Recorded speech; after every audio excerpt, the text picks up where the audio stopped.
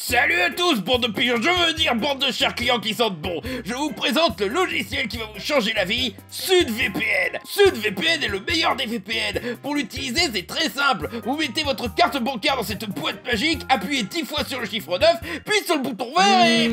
Non, je me méfie un petit peu trop. Je pense que je vais rester sur NordVPN. Bah, pourquoi? Tu sais très bien pourquoi. NordVPN, le meilleur des VPN qui protège votre appareil contre les sites malveillants et les trackers qui collectent vos données. Il vous permet de masquer votre IP, vous permet d'accéder aux serveurs de d'autres régions pour contourner les géorestrictions. Genre si vous êtes en voyage et que vous voulez voir un truc sur MyCanal, allez sur un serveur français et c'est bon. Et si au contraire vous voulez accéder à des programmes disponibles à l'étranger, allez sur un serveur américain ou britannique pour voir le dernier Captain America sur Disney+, ou sur un serveur suisse ou belge pour voir l'intégralité de Kaamelott sur YouTube. Mais SudVPN fait pareil. Regarde, t'appuies là, t'es en France. Et t'appuies là et t'es en France. Et t'appuies là, t'es en France. Et t'appuies là, t'es en France. Et t'appuies là, t'es en... Et là, vous allez me dire, mais il y a quoi de nouveau par rapport à avant sur NordVPN? Eh bien, ils ont le Pack Plus qui comprend NordPass, qui vous permet de renforcer vos mots de passe, détecter si un de vos mots de passe a fuité, et sauvegarder vos mots de passe dans un gestionnaire en ligne solide. Ainsi que NordLocker, un cloud qui protège vos fichiers, en plus de vous permettre de libérer de l'espace sur vos appareils. Mais SudVPN aussi est très pratique là-dessus. Je me souviens de la fois où je t'ai passé mon téléphone pour que tu commandes une pizza, et 15 secondes après, tu l'as mis en vente pour 15 €. Mais ça t'a libéré les mains, pas vrai? Allez sur le lien dans la description, NordVPN/fermez-la, pour profiter de l'application et du reste du Pack Plus avec l'abonnement de 2 ans, soit moins de 3 € par mois payable en une fois, qui comprend 4 mois d'abonnement supplémentaire offert, satisfait ou remboursé sur les 30 premiers jours. Merci à NordVPN pour le sponsor et... Ouais, bah n'empêche, je préfère SudVPN. Oh, et j'ai failli oublier, avec les nouvelles restrictions par rapport aux sites pour adultes, NordVPN permet de contourner les blocages. Ok, peut-être que je testerai. Et le serveur albanais permet d'éviter les pubs YouTube. Tais-toi et prends mon argent!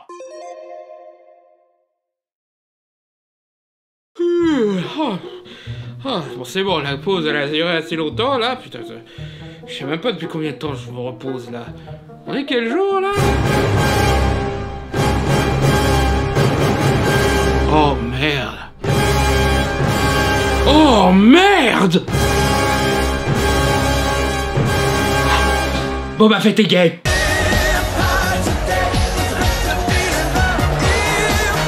Voilà, c'est bon, les boomers sont triggered.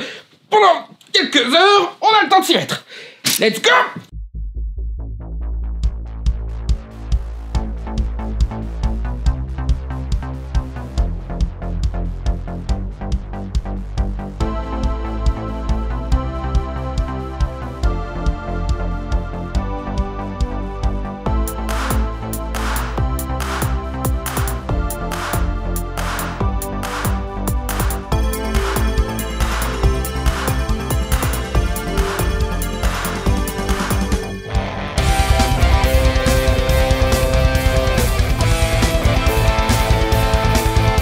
Bonjour à tous et bon mois des fiertés tout le monde! Par pitié, dis-moi que j'ai réussi à finir cette vidéo avant la fin du mois des fiertés. Why are we still here? Just to suffer. Ah, de toute façon, le mois des fiertés devrait durer toute l'année en vrai. Comme dit dans la précédente vidéo, j'avais prévu à la base de faire une vidéo sur les adaptations de Blanche-Neige en général. Mais le temps va beaucoup plus vite que moi, et je ne voulais pas rater une occasion de parler de Disney et de comment il traite les personnages LGBT dans ses fictions. Mais avant, j'aimerais m'adresser à celles qui pourraient me découvrir avec cette vidéo, et ne voir qu'un énième mec blanc hétéro-cis qui parle d'un sujet qui ne le concerne pas du tout. Avant de me foudroyer de votre colère, laissez-moi défendre mon cas. Et pour prouver ma bonne foi, laissez-moi vous offrir ce DVD super rare de l'intégrale de Cyber6 mal entretenu par le précédent propriétaire. Offre est accepté. Parle, 6-7. Yes! Je savais que la référence obscure ça allait leur plaire. Donc, Ce n'est pas la première fois que je parle des LGBT dans les programmes Disney. J'en avais déjà parlé dans l'épisode sur la Reine des Neiges 2 et de la rumeur d'Elsa qui serait confirmée comme lesbienne dans une suite. So that was a fucking lie. Et dans l'épisode sur les gays pour enfants qui parlait plus en général de comment Hollywood essayait d'intégrer des personnages LGBT en bien fait ou en mal fait. ces vidéos ont eu leur lot de critiques de la part des concernés. Mais contrairement aux autres fois où mon émission a fait polémique auprès des fans de George Lucas, de Zack Snyder, de masque nul, de racisme, de pas vraiment Big Bang Theory mais qui détestent quand on critique l'humour sexiste et raciste, et même de Code Loco Evolution, oui vraiment ils existent, croyez-moi, les arguments étaient pertinents. Oh, c'est facile de dire qu'on n'a pas besoin de représentation, toi qui fais partie du profil le plus surreprésenté par les médias. En fait, dit comme ça, c'est vrai que c'était mal vu de ma part. Refuser d'admettre que quelque chose nous échappe car on n'a pas la même culture ou sensibilité serait de l'égocentrisme. Faut admettre quand on sait pas tout si on veut apprendre, et je ne demande que ça d'apprendre. Pourquoi mettre un personnage gay empêcherait de faire un bon film en même temps? Très bonne remarque, surtout que depuis mes vidéos, on a eu des tas d'excellents exemples de bonne fiction LGBT. Enfin même mieux que ce que les hétéros se tapent tous les jours. Pourquoi faut-il obligatoirement que le film soit un super film pour justifier d'avoir des LGBT dedans? Alors ce serait bien, mais c'est vrai que peut-être qu'on impose trop de standards de qualité et de rentabilité pour les fictions LGBT. Et qu'ils ont le droit aussi à leurs films de merde, leurs films médiocres ou leurs films juste ok. Il faut le dire, personne dit que c'est la faute des hétéros quand Expendable 4 ou The Eternal se sont plantés. Quoi ça? The Eternal s'est planté à cause de la romance gay? Tu te souviens de la romance gay? Le truc qui est passé après un triangle amoureux hétéro, là? Non, désolé, ce film est bien plus hétéro que gay, donc je vois pas pourquoi on blâmerait les gays pour ce film-là. Même si j'ai demandé de l'aide pour l'écriture de ces deux vidéos, je prends quand même la critique pour moi, parce que mes arguments étaient probablement mal amenés et j'aurais dû être plus clair. À la base, je voulais critiquer la façon dont Hollywood, surtout Disney, exploite les LGBT plus qu'ils ne les aident pour vendre leurs produits. Mais j'aurais dû mieux faire comprendre que le problème n'est pas qu'on fasse des histoires LGBT ou que ces histoires ne sont pas subtiles, c'est que leur utilisation était superficielle et intéressée. Cette vidéo a 7 ans et à l'époque, on avait l'impression que Disney mettait des gays de partout parce qu'on avait tout le tour de ventre des articles de journaux parlant du premier personnage gay de Disney. Après des recherches, je peux confirmer que le véritable premier personnage gay de l'histoire de Disney, c'est... Vous allez pas aimer. Non, vraiment, vous allez pas aimer la réponse. C'est la rocaille. Oui, la gargouille pas drôle dans Le Bossu Notre-Dame. Oui, celle qui est amoureuse de Djali, qui dans le film Disney est un mec. Non, vraiment, dans le livre de Victor Hugo, c'est une femelle, mais dans le film Disney, il est joué par Frank Welker, la voix des Gremlins, et est identifié comme un mec. Dans le premier, c'est surtout une blague, mais Djali et la rocaille se mettent vraiment en couple dans la suite. Je suppose que c'est par accident et que les scénaristes de cette daube avaient oublié que Djali était un mec. Et oui, ça fait que l'une des premières relations homosexuelles de l'histoire de Disney est une relation pas totalement consentante entre un monstre et une chèvre. Un bouc, plutôt. Tout ça parce que la blague, c'est parce qu'ils ont tous les deux des cornes. Ouais, ça m'étonne pas que Disney veut faire comme si cette romance n'est jamais arrivée. Donc durant cette période de centaines de premiers personnages gays de Disney, beaucoup voyaient les LGBT dans les médias comme une tendance. Mais le vrai problème, ce n'est pas que les LGBT sont une tendance, parce qu'ils ne le sont pas, ils ont toujours existé, et ils existeront toujours malgré les efforts des réacs pour les faire disparaître. Non, le problème c'est que Disney traitait les LGBT comme une tendance, et donc ne faisait pas de réelle représentation, et ne faisait que se donner une image bienveillante pour le marketing, tout en faisant aucune action concrète pour aider la cause LGBT. Et autant il y a 7 ans, si tu ne cherches pas trop loin, tu peux te faire avoir par le procédé. Je suis bien placé pour le dire parce que moi aussi je me suis fait avoir. Mais en 2025, c'est ridicule d'encore croire que les dirigeants de Disney sont pro-LGBT ou woke, même d'un seul petit pourcent. Maintenant que la vague est passée, on peut voir que c'était pas vraiment une vague. Tu ne fais pas de vague en mettant le petit doigt dans un verre d'eau. La tendance de Disney pro-LGBT est clairement finie. Probablement parce qu'il y a un certain président qui a été élu, et du coup, on peut faire un bilan de leurs efforts. Et c'est une vaste blague. L'évocation discrète et la suggestion lâche mais jamais assumée en limitant la présence des LGBT de leur film à une scène ou un dialogue qu'ils couperont pour la distribution dans des pays homophobes, c'était déjà de la merde. Mais depuis, on a des cas avérés de sabotage de films, l'annulation non justifiée de séries, voire carrément la censure et la destruction de productions qui racontaient des histoires LGBT concrètes. Disney n'a jamais été un allié. On l'a même chopé à soutenir une loi censurant les œuvres ayant du contenu LGBT. Et le pire, c'est que les seuls à encore croire que Disney est pro-LGBT, eh ben ce sont des réacs qui ont absolument besoin de faire croire que les hétéros sont plus sympas que les LGBT et que Disney essaye de faire passer le message. I hear Disney's gonna make the new Snow White a neurodivergent lesbian. Neurodivergent black lesbian. 1. C'est pas arrivé. 2. Cite-moi un personnage de lesbienne noire neurodivergente dans un film Disney. Même si je disais juste une noire lesbienne, je suis sûr que tu ne serais pas capable de répondre parce que ça m'étonnerait que tu retiennes le nom de ce personnage dans Buzz l'éclair. Même moi, en allant chercher des listes de personnages LGBT dans les productions Disney, la moitié viennent de Miraculous, donc un truc qu'ils ont pas créé, juste distribué par eux à l'international. Oh sûr, il y a des productions Disney qui se sont permis d'avoir quelques personnages LGBT, mais ce sont généralement des productions indirectes, issues de leurs différentes filiales qui permettent à la marque Disney principale de ne pas assumer, et souvent des médiums éloignés de leur méga production, comme un court-métrage Pixar que seuls les passionnés d'animation vont voir, une série Hulu ou ABC, mais quand c'est un gros film ou une série haut profil, le personnage gay présent que quelques minutes est la seule option autorisée. Le reste est tout simplement interdit et effacé. Et donc, pour démontrer une bonne fois pour toutes l'arnaque qu'a été le Disney pro-LGBT, et à quel point ceux qui prétendent que Disney sont des propagandistes woke sont soit des gros cons, soit des menteurs, nous allons revisiter la majeure partie des les cas de représentation des LGBT dans les productions Disney, et comment la compagnie aux grandes oreilles a essayé d'effacer les personnages et histoires queer. Et pour commencer, il n'y a pas meilleur exemple pour démontrer le piège de la représentation LGBT par Disney que... donner un pot à Finn.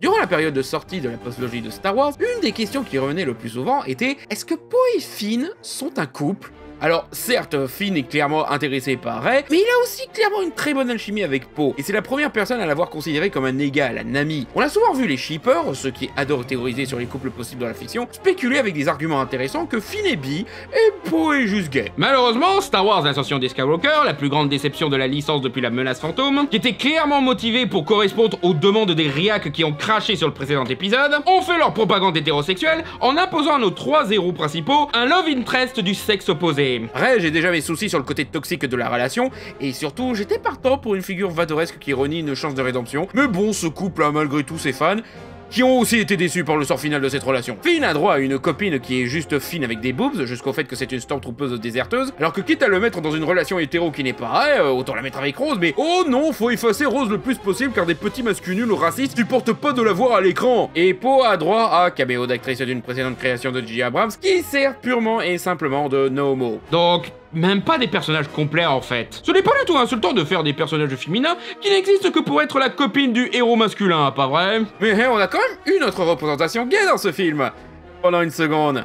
Parce que Disney ne veut pas de vrais personnages ou de vraies représentations. Il veut un truc qui peut se louper si tu clignes des yeux entre des personnages tertiaires. Comme ça, techniquement, il y a des gays dans ce film et on évite de perdre le public homophobe. Et s'il y a des fans LGBT de Star Wars qui sont déçus, ils ne sont pas plus déçus que l'un des concernés, Oscar Isaac. Lui, il était carrément à fond pour une relation gay. Il jouait le personnage de façon à suggérer de l'affection envers Finn. Il a expliqué dans les interviews faites durant la promotion de l'ascension des Skywalker. Même dans ce film-là, qui annule la possibilité d'un couple gay entre eux, il faisait de son mieux pour vendre le truc, jouant un Poe jaloux et ayant des disputes de vieux couples avec Finn. Yeah, I think that there could have been a very interesting forward thinking, like, or even not even forward thinking, just like current thinking love story there. You know, it's something that hadn't quite been explored yet, particularly the dynamic between these two men in war who had fallen in love with each other. And I would try to push it a bit in that direction, but the Disney overlords were not ready to do that. Comme quoi, non, ce n'est pas du shipping ou de la spéculation infondée. L'acteur a volontairement joué le truc ainsi. D'ailleurs, Oscar Isaac l'a très bien pris, vu comment il réagit quand on lui demande s'il sera dans d'autres productions Star Wars après l'ascension des Skywalker. If you guys had the opportunity to continue your character stories on a Disney Plus series, would you take it? Nope. Ok, pour être honnête, Star Wars s'est permis de faire plus de LGBT par la suite, que ce soit dans Andor ou dans The Acolyte. Mais comme toujours, c'est pas assez. Les personnages secondaires à peine présents qui se prennent à peine la main, qui suggèrent qu'ils sont un couple, mais ne le montrent jamais concrètement. Je parle même pas de montrer une scène de sexe ou quoi, hein. Bon, dans Andor, ce ne serait pas la première. Mais au moins un baiser entre deux personnages, ne serait-ce que secondaire. Je veux dire, oui, on a eu Vel et Cinta, et c'est cool, mais voilà, on a dû attendre la seconde et dernière saison pour un bisou, alors qu'elles sont censées être ensemble depuis la première saison. Et l'une des deux meurt juste après. Merci Disney de nous laisser faire à peine ce que Buffy faisait. Le vrai progressisme, c'est de faire beaucoup moins que des séries qui ont 24 ans, pas vrai? Bon, t'as aussi les jeux vidéo où t'en as pas mal, hein, certains datant d'avant le rachat de Disney comme Journey, mais comme ces jeux se concentrent surtout sur l'action, ça se voit pas trop. Et les comics qui ont plus de personnages queer, mais les comics sont un média assez marginal. J'ai des vidéos sur ma chaîne qui ont plus de vues que certains comics sont de vente. Donc Disney laisse faire. On en reparlera peut-être quand Dr. Farah aura droit à sa série Disney+. Et le pire, c'est qu'ils ont recommencé dans une autre franchise Lucasfilm. Une dont tout le monde se fout. Willow. Pas celle de Buffy, hein. Épuisé par Disney jusqu'à la moelle, Lucasfilm était obligé de compter sur d'autres licences que Star Wars. Le problème, c'est qu'ils n'ont pas grand chose d'autre. Il y a bien Indy, mais ça a tellement été la galère pour pondre un seul film, ça va pas tenir longtemps. Et on va pas refaire une série sur la jeunesse du gars, quoi. Ouais, donc du coup, il reste quoi? American Graffiti? Ouais, non, la suite était déjà pas terrible, on va pas en faire plus. Howard le Canard? Ça appartient à Marvel, et Marvel fait déjà n'importe quoi avec le personnage. Labyrinthe? Oh, quoique, c'est une bonne idée, ça. On a qu'à faire revenir David Bowie. Oh. Le petit dinosaure? Ouais, non, Universal nous l'a piqué. Ils ont déjà fait 13 suites. Je déconne pas, ils ont fait 13 suites. Plus une série télé. Bon, bah, du coup, il reste quoi, Once Upon a Time? Now's the time to strike! Get out of the way, stupid idiot! All right, I'm wearing rubber underwear. You are not a Jedi yet. It isn't nice to mess with fairy godmothers. Bon ok, ressortez Willow. La série prévoyait clairement 3 saisons, mais comme le film d'origine, tout le monde était genre « Oh ouais, sympa que ça existe », et ils sont passés vite à autre chose. Donc ça a vite été annulé. Mais aussi carrément supprimé de Disney+. Ce qui fait que cette série est maintenant impossible à voir hors téléchargement illégal. Et autant oui, la raison officielle de la suppression de cette série est réduction de taxes, mais quand même suspicieux que de tous les produits polémiques qui se sont plantés sur Disney+, la maison de Mickey supprime la série dont l'intrigue principale concerne une princesse amoureuse d'une autre femme. Ce qui fait d'ailleurs de cette série la première franchise de Disney+, à être réellement centrée sur une histoire queer selon Polygon. Non, Whole House ça compte pas parce que ça c'est Disney Channel, et Love Victor ça ne compte pas parce que c'est Hulu ça. Ce qui est d'ailleurs a fait scandale que la série soit sur Hulu et pas sur Disney+. Parce que Disney avait expliqué que pour eux cette série n'était pas pour le public cible de leur plateforme. Sinon retrouvez sur Disney+, les films Deadpool et Alien Resurrection. J'ai vu le premier épisode de cette série et je trouvais ça affreusement chiant. Rien à voir avec la romance, non, c'est la partie mariage arrangé, mystère et regardez, on est Game of Thrones avec des complots et discussions politiques dans des couloirs moches et sombres qui m'a fait le plus chier. Je suppose que j'ai donné toute ma patience pour ce genre à Game of Thrones lui-même et que j'en ai plus en réserve pour ses imitateurs. J'ai le même problème avec les anneaux de pouvoir. Donc je n'ai pas grand chose à dire. Peut-être que je me forcerai à finir cette série de nuit d'épisodes sans saison 2, donc pas beaucoup de temps à consacrer, pour une vidéo dédiée à cette anomalie qu'est la licence Willow. Mais en soi, tout ce que je peux dire c'est que, oui, ils ont fait une romance lesbienne, une vraie. Les deux forment un duo correct, et la romance a un rôle dans l'intrigue, car c'est une des motivations de la gamine pour fuguer et partir à l'aventure. Et le fait que Disney ait supprimé cette série de leur catalogue, alors qu'elle est littéralement sur aucune autre plateforme ni aucun autre format, détruisant littéralement tout moyen de regarder cette série légalement, c'est honteux! C'était déjà honteux pour le film Le Cratère, qui était pas mal du tout en plus, mais pour Willow, même si c'était une série de merde, encore une fois j'ai pas vu le reste, ça reste beaucoup de travail artistique et technique, et même de conviction d'artistes passionnés, notamment Warwick Davis qui était clairement à fond pour reprendre le rôle du magicien. Et surtout, c'était un de vos trop rares réelles représentations LGBT. Donc ça sent comme une trahison de la part de Disney. Après, comme dit tout à l'heure, la raison officielle de la suppression de cette série, c'est une connerie de taxe, comme ils avaient fait avec Coyote vs Acme et Bad Girl là. Mais au moins cette série-là a réussi à être sauvée par internet, hein. Mais je trouve quand même que c'est une excuse douteuse. Je veux dire, ok, vous supprimez une série pour les taxes, mais pourquoi Willow ? Pourquoi pas Secret Invasion que personne n'aime et que même le reste du MCU n'évoque pas? Je veux même dire, supprimer ce générique de merde, c'est bénéfique pour tout le monde, au moins c'est pas le travail d'un artiste, quoi. Mais non, spécifiquement la première série Disney+, avec un personnage principal lesbien. Et non, je ne crois pas que ce soit une coïncidence. Parce qu'ils n'ont pas arrêté de supprimer des personnages LGBT dans leur production. Et plus ils suppriment, moins ils cherchent d'excuses.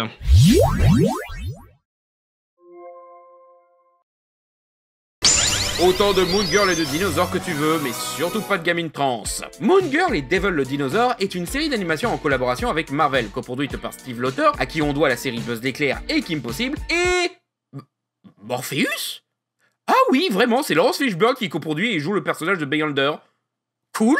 C'est difficile de dire si la série fut un succès, car c'était en diffusion simultanée sur Disney Channel et sur Disney+, donc les méthodes pour calculer le succès sont de l'ordre de la prémonition style Moyen-Âge, mais l'accueil critique fut excellente, surtout parmi les fans d'animation stylisée, et la série a gagné pas mal d'Emmy Awards dans la catégorie des productions animées pour enfants. Et oui, je confirme que cette série mérite son succès populaire. C'est fun, créatif, amusant, mélangeant comme dans Kim Possible action et imaginaire super-héroïque à histoire du quotidien. C'est vraiment un des meilleurs trucs nés de l'association Disney-Marvel. Mais Disney, bizarrement, déteste cette série. Ça se voit au fait qu'ils l'ont supprimée après que 2 saisons, et surtout, la censure, y a pas d'autre mot, d'un épisode entier. Un épisode qui se focalise sur le personnage de Brooklyn, une ado trans. Épisode qui a été sauvé grâce à un leak et beaucoup de réuploads, notamment sur archive.org. Et je me permets de mettre le lien de cet épisode dans la description de cette vidéo. Si le lien est mort, n'hésitez pas à me le dire, et si vous avez un lien de rechange, je le replacerai à volontiers. Car vraiment, cet épisode est trop cool et mérite d'être conservé. Brooklyn est le capitaine de l'équipe de volleyball du lycée où étudie notre héroïne Moon Girl. Lors d'un match avec une équipe d'une autre école, la coach adverse entend dire que Brooklyn était dans une équipe de garçons quand elle était dans le foot. Elle est alors triggered et fait sa carène auprès du coach du lycée qui a la bonne réaction. Your team captain used to play on a boys' team. Boys' team. A boy... Coach, is something wrong with your eyes? No, I'm just trying to communicate that what you're saying isn't news and also that I don't care. Prétextant qu'elle veut juste que la partie soit juste, elle fait comme tout transphobe, tricher en empêchant des gamines de jouer pour gagner le match entre lycéennes par défaut. Défaut? Wouhou! C'est la première fois que je gagne grâce à mes défauts. Elle utilise alors une clé magique pour les enfermer dans un escape game interdimensionnel où elles ne pourront sortir que selon ses règles à elle. Enjeu ridicule avec des moyens trop drastiques. Typique des épisodes de Moon Girl. Il y a un épisode où elle combat ses cheveux, quoi. Et malheureusement, typique des transphobes aussi. Ai-je précisé que l'équipe de volleyball qu'elle empêche de jouer est composée de plus de la moitié de femmes cis, plus une personne non-binaire assignée femme? Ça alors, une transphobe qui fait du mal à beaucoup de femmes cis pour humilier une seule femme trans. J'ai jamais vu ça. Cet épisode devait sortir après la panique débile autour de Demon Khalif, que les pires êtres humains ont qualifié à tort de femmes trans, juste parce qu'ils sont trop misogynes pour accepter qu'une femme puisse être forte à la boxe. Femme racisée en plus, parce que les racistes aiment bien voir les femmes sportives de couleur comme des monstres. Et c'est sans parler de l'autre histoire débile autour de Lia Thomas. Vous savez, l'histoire d'une méga Karen du nom de Riley Gaines qui est allée pleurnicher parce qu'elle s'est fait battre à une épreuve de natation à la NCAA par une nageuse trans? Sauf qu'elle ne s'est pas fait battre, elles étaient ex-aequo pour la 5e place. Il y a 4 autres nageuses, 6, elles, qui ont fait bien mieux qu'elle. Mais on va se concentrer que sur la femme trans qui a été aussi nulle qu'elle. Oui, alors je le précise au cas où, humour, voilà, parce que disons-le, moi si j'étais dans une compétition de 50 nageurs, je serais à la 1000e place, le public et les bouées me battent. Tout ça parce que l'ego fragile de Riley Gaines ne supporte pas d'avoir été au même niveau qu'une femme trans. Et elle a besoin de blâmer quelqu'un pour son échec, au point d'aller faire de la lèche à Trump pour détruire les droits des gens comme Lia Thomas, parce que, ouais, c'est pas juste qu'une femme trans soit dans une compétition féminine. Pensez aux pauvres femmes cis qui vont se sentir abaissées. Je sais pas, meuf, il y a 4 autres nageuses qui n'ont pas l'air d'avoir eu ce souci. Et toi non plus, t'as pas l'air d'avoir de souci à te rabaisser dans la case de pauvres femmes moins fortes que les hommes. Juste pour servir de la soupe aux antiféministes. Peut-être que tu n'es qu'une mauvaise perdante qui préfère laisser tomber la natation pour succomber à une obsession lucrative et t'enfermer dans la case misogyne dans laquelle on t'impose, que de juste continuer une compétition et être fair-play. Enfin, je serai bref. Trop tard. Donc ouais, si ces Karen avaient des clés magiques qui permettent de détruire la vie d'adolescentes trans, elle l'utiliserait à coup sûr. Heureusement, son équipe, et Moon Girl, à la base elle était là que pour hydrater l'équipe, lui reste fidèle et préfère détruire cette dimension magique plutôt que de laisser tomber leur ami et capitaine. C'est comme ça que je gagne aux Escape Games. Si je pète des trucs, ils finissent par ouvrir et ils me jettent dehors. Vient ensuite un moment musical super cool où l'équipe combat un boss de jeu vidéo, approprié vu qu'on parle d'une meuf qui impose des règles rigides, offrant ainsi un moment d'espoir et de liberté pour faire comprendre à une génération de gamines trans dans le besoin que c'est possible de s'en sortir et qu'il ne faut pas baisser les bras face à un système qui impose des limites qu'à eux. Le coach transforme se fait alors dégager par l'arbitre et sa fille, qui est capitaine de l'équipe, reprend le poste de coach pour qu'enfin une partie juste et fair play puisse se passer. Oui, c'est aussi une de ces mamans insupportables qui s'immisce beaucoup trop dans les compétitions de sa fille, quitte à foutre la merde et se disputer avec l'arbitre. Dans l'ensemble, un super épisode dont la censure prive surtout une génération d'enfants trans d'un message positif, encourageant et rassurant, parce que ça ne supprime pas du tout l'existence de personnages trans ou non-binaires de cette série. Apparemment, Disney ne regarde pas leur propre programme car ils n'ont pas capté que Brooklyn et son ami non-binaire Ty sont des personnages réguliers de Moon Girl, apparaissant à plusieurs reprises dans les 2 saisons de la série. Et du coup, on a toujours au casting leur interprète India Moore, actrice trans non-binaire ayant joué dans Steven Universe Future et Nimona, et Ian Alexander, dont on avait déjà parlé quand IL était dans Last of Us 2, et qui depuis a transitionné en tant que personne non-binaire. Je veux dire, on précise même leurs pronoms dans la saison 1. Je suis LOS 307. Je me genre au neutre, s'il te plaît. Exactement comme Ty. Allez, Lunella! Au féminin pour moi. D'accord. Mais bon, dans le reste de la série, ce sont des personnages secondaires qui ne disent jamais qu'elles sont trans, et c'est apparemment le maximum de tolérance pour Disney, je suppose. Aussi, ça alors, quand les masculins transpecteurs arrêtent de pointer du doigt les femmes trans comme si c'était l'invasion des profanateurs, les personnes trans passent pour des gens normaux, qui l'auraient cru? En fait, ironiquement, les seuls personnages réellement supprimés par la censure de cet épisode sont 2 femmes cis, à savoir la coach Turf et sa fille sympa, jouées respectivement par Amy Sedaris et Sky Katz, qui font toutes 2 du bon travail, particulièrement Sedaris qui est rigolote, pathétique et diabolique dans sa caricature de transphobe, chose amplifiée par l'animation qui la rend encore plus drôle et ses dialogues à base de girl power pour justifier la discrimination. Alors, une tentative de retirer le droit d'exister des femmes trans au nom de féminisme qui finit par faire du mal à des femmes cis. Ça pareil, je n'ai jamais vu ça de mon existence, hein. C'est comme si la transphobie était en réalité de la misogynie avec une fausse moustache qui impose les femmes dans une classe inférieure aux hommes. J'en ai vu certains critiquer l'épisode en disant qu'il n'arrange pas le débat, qu'il devrait pas exister des trans dans le sport en faisant de la turf un personnage cartoonesque de machiavélisme, mais 1. C'est un dessin animé pour enfants, évidemment que c'est cartoonesque, et 2.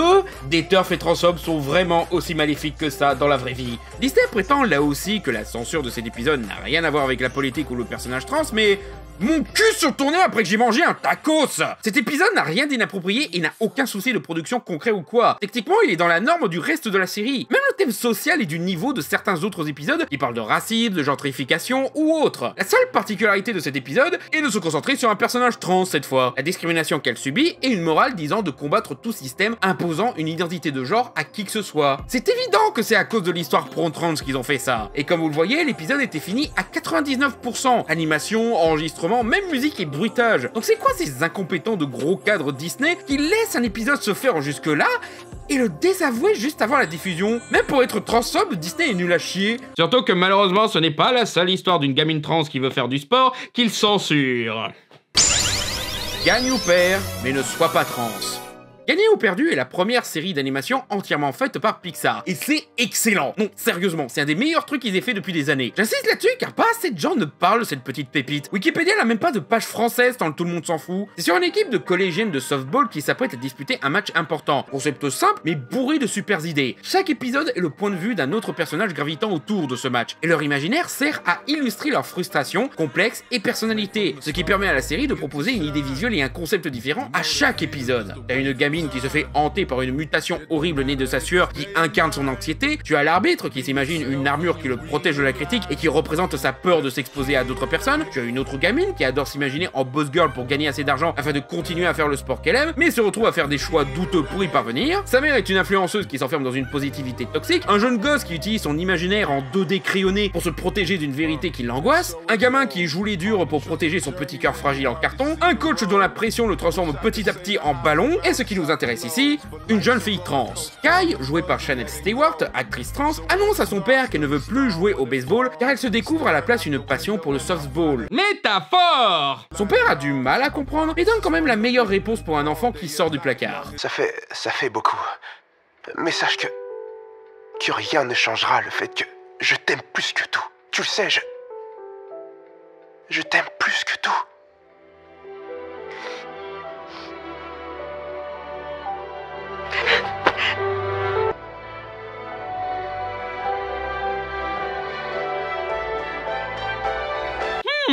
Lumière rose et bleue quand elle dit à son papa qu'elle s'identifie comme étant autre chose que ce qu'il imaginait. Je me demande si... Oui, non, totalement. C'est totalement une histoire trans, en fait. Disney a forcé les gens de Pixar à couper la partie de l'épisode confirmant que Kai est bel et bien trans, ce qui comprend une scène superbe où elle hésite dans quelle toilette elle doit aller faire ses besoins et se faire encourager par son entourage. Elle aide une petite fille à ouvrir un robinet, mais panique à un simple regard, s'imaginant défragmentée. Elle reçoit un coup de fil de son père, ce qui la calme au début, jusqu'à ce que ce dernier l'appelle par accident « fils ». Et quand elle recolle les morceaux de son visage, le coach vient la voir pour la rassurer que toute l'équipe la soutiendra. Superbe scène qui aurait sûrement été géniale une fois finalisée. Mais là où ça devient débile, c'est que... Allez, quoi! Même après la censure, c'est indéniable que c'est une histoire trans! À 100%! On a la lumière bleue et rose pour illustrer qu'elle se sent enfin à l'aise. Elle est d'abord dans une tenue plutôt masculine et se sent plus heureuse quand elle porte des vêtements féminins et fait des pyjamas parties avec ses amis. Son père a du mal à comprendre sa transition. Elle a des dessins de requins sur elle, un papillon rose, bleu et blanc sur son skate. Elle a des chaussettes roses et blanches avec des chaussures bleues. Il y a plus de couleurs trans dans cet épisode que dans I Saw the TV Glow. Même après la censure, c'est indéniablement ça. Les mecs de Pixar ont été intelligents de ne jamais préciser si elle est cis ou trans, juste une gamine. Et même ça, même le fait que ce soit une fille et pas un garçon, ça fait que confirmer que les femmes trans sont de vraies femmes. Rajoute à ça le fait qu'on a toujours une actrice trans qui la joue, la gamine. Actrice qui était d'ailleurs très déçue, car évidemment elle était contente qu'enfin on allait explorer le vécu d'enfants trans. Mais non, Disney a encore une fois été lâche et préfère se plier à la volonté de Donald le connard. Même si cette censure n'empêche pas le message de passer. Certes, ça va être plus difficile à discerner en évitant à ce point de dire le mot trans, mais Matrix et I Saw the TV Glow et bien d'autres y arrivent aussi, donc ça va probablement marcher là aussi. C'est juste navrant qu'en 2025, on soit encore obligé de passer par de l'allégorie alors qu'on est si proche de le dire directement. I know writers who use subtext and they're all cowards. Surtout que cette fois, Disney l'a dit cash. Oui, c'est le fait qu'elle soit trans qui pose problème. Ils ont même dit publiquement, en ce qui concerne les programmes animés pour un jeune public, nous reconnaissons que beaucoup de parents préfèrent discuter de certains sujets avec leurs enfants selon leurs propres termes et moments.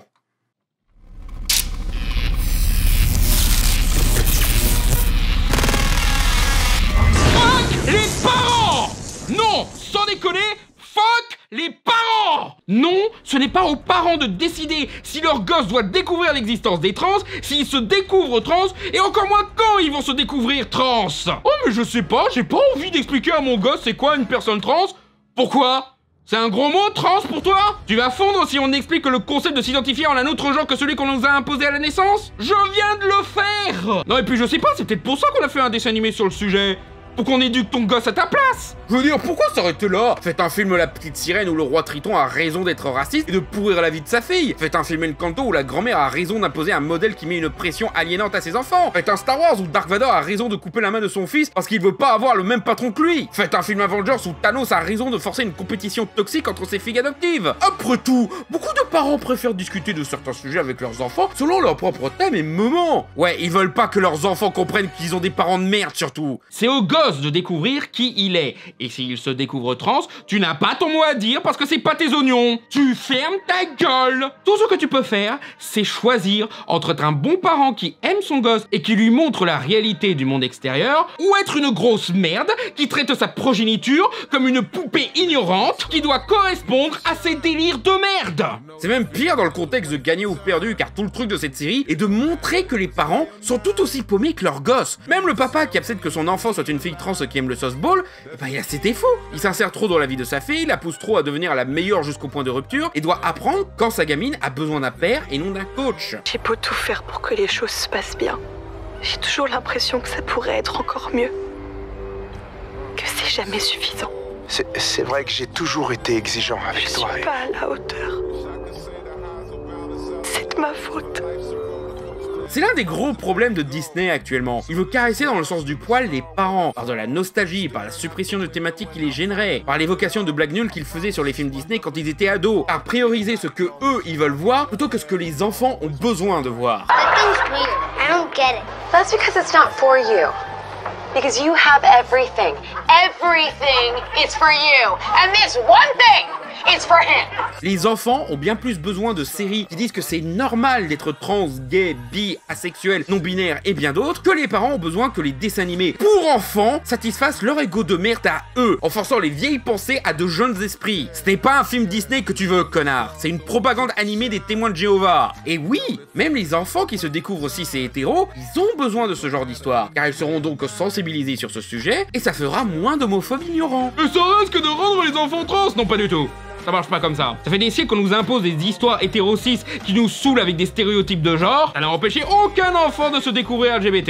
Et ça marche pareil dans le sens inverse. Par contre, ça a renforcé l'ignorance des jeunes et a amené à voir comme une chose humiliante l'homosexualité, ce qui a provoqué énormément d'harcèlement à l'école ou au travail. Et au bout d'un moment, ton gosse, il a le droit d'être ce qu'il veut tant qu'il fait de mal à personne. Selon leurs propres termes et moments. Cette saloperie de phrase faussement raisonnable, lâche et hypocrite est la pire réponse qu'ils pouvaient donner et démontre que les patrons et producteurs de Disney sont des abrutis qui comprennent même pas les films qu'ils produisent. J'aimerais pas être à la place d'un créateur avec des ambitions qui est obligé de se taper des énergumènes pareils pour accomplir son œuvre.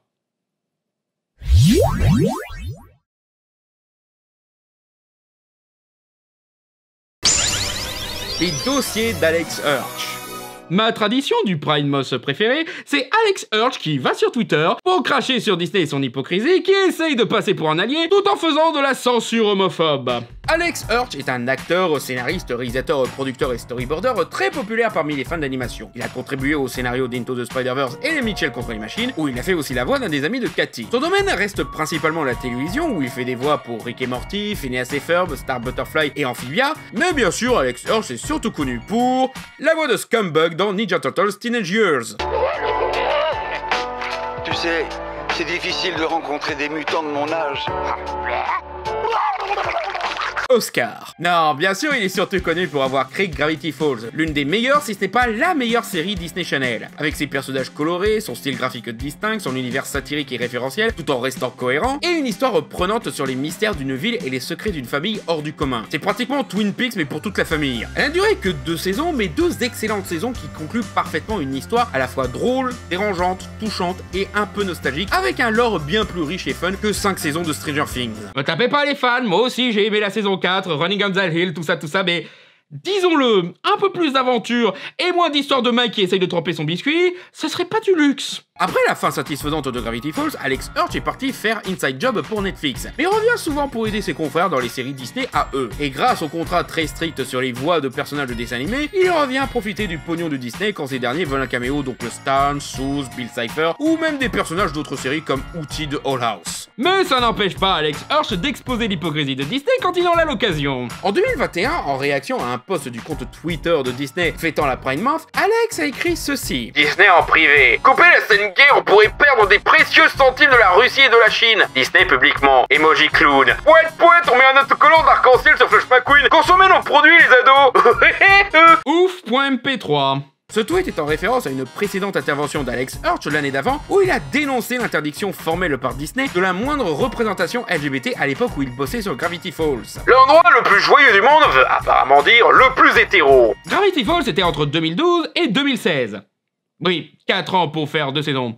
Le développement de séries d'animation, c'est le bordel. Et à l'époque, le patron de Disney était Bob Iger, le connard qui a plié le genou devant la loi Don't Say Gay en Floride en 2022. On en reparlera. L'été suivant, Alex Hirsch fit un autre post plus complet détaillant toutes les censures de Disney qu'il a dû combattre ou subir avec un échantillon de mails qu'il a reçu du département des standards et pratiques de la télévision Disney, ou SNP. Demande de censure qui en dit plus sur les mecs de Disney qu'autre chose. Page 172. Veuillez s'il vous plaît revoir le texte sur le prospectus de Tom Brie. Des bouteilles seront tournées. Cela implique qu'il joue à la bouteille qui tourne. Nous ne voulons pas envoyer le mauvais message à nos spectateurs. J'ai loupé quelque chose ou quoi? Le message est les ados aiment s'embrasser. En quoi c'est un mauvais message? Et c'est sur un prospectus, on ne les montre même pas. Vous vous foutez de moi là? Le SNP n'est toujours pas confortable avec ce prospectus donnant l'impression qu'il y a une fête bisous. Oh merde! Oh merde! C'est quoi une fête bisous et où est-ce que je peux en trouver une? Très bien, nous allons remplacer la phrase « Des bouteilles seront tournées ». Je vous prie de remplacer par la nouvelle phrase « Pas approuvé par le SNP ». C'est toi le meilleur! T'as assuré comme un malade sur ce coup-là! S'il vous plaît, retirez « Pas approuvé par le SNP » du prospectus de la fête. Je ne vois aucun souci avec ça. Pas approuvé par le SNP a été approuvé par le SNP. Oh merde! Oh non! Ah non, c'est pas possible, j'y crois pas! Dans les autres délires du genre, ils ont demandé à ce qu'ils enlèvent le mot hoo-ha, car selon eux c'était un terme offensant désignant un vagin, retirer le mot chub sur un t-shirt, car selon eux le mot a une connotation sexuelle, remplacer l'expression Jeez, car ils pensent que c'est une abréviation pour Jésus. Et hors concours celui-là.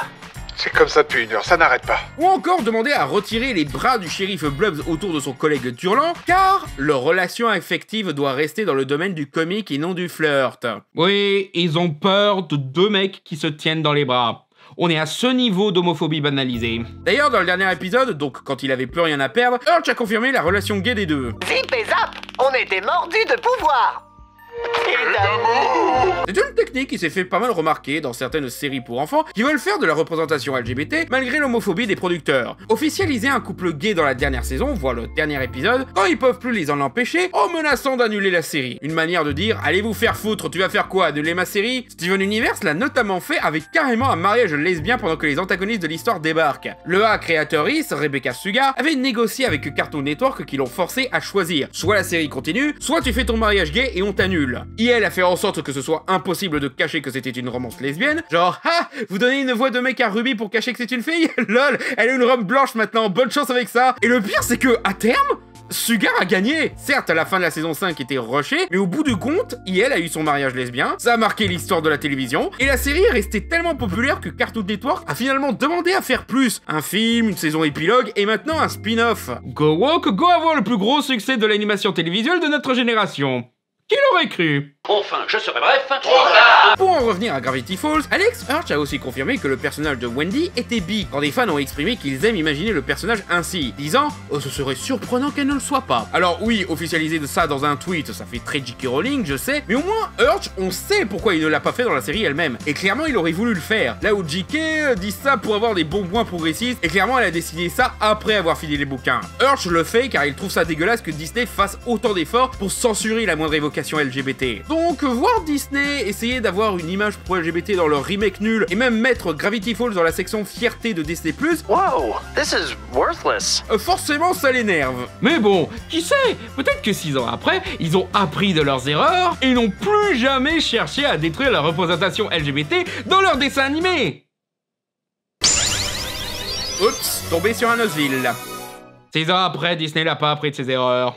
Luz à Houseville, traduction con parce qu'elle reste pas tant que ça à Houseville, elle passe surtout du temps dans le Old House justement, est une série créée par l'animatrice Dana Terrace, ex-copine d'Alex Hirsch, mais qui n'a pas volé sa place en tant que showrunner d'une série d'animation Disney. Car elle avait déjà fait ses preuves dans quelques épisodes de Réponse à la série et de la bande à Pixo de 2017. Et accessoirement, elle est bisexuelle. Cette série est grosso modo Harry Potter mais en moins réac et avec des designs créatifs et parfois mignons, des personnages attachants et avec un univers bien plus cohérent. Il y a énormément de trucs bien dans cette série, vous devez absolument regarder. Mais l'élément qui nous intéresse ici est que c'est la première romance lesbienne officielle et assumée de l'histoire des séries d'animation de Disney. Et une vraie bonne romance, montrée comme telle dès le début avec de vrais personnages principaux, développés et qui a sa place dans l'histoire racontée. Luz, l'héroïne principale, qui est avide d'aventure et de connaissance de ce monde magique, qui ne recule jamais face à une injustice et qui, comme la créatrice, est bisexuelle. Et Amity, un des meilleurs personnages de séries Disney que j'ai vu depuis Gargoyles. Elle commence comme une élève d'une école de magie imbue d'elle-même, pas tant Hermione plutôt Drago Malfoy, vous voyez le genre, étant même un peu une rivale au début de la série. Et petit à petit, elle finit par sympathiser avec notre héroïne et son entourage d'élèves marginaux. Et à force de bien s'entendre avec eux,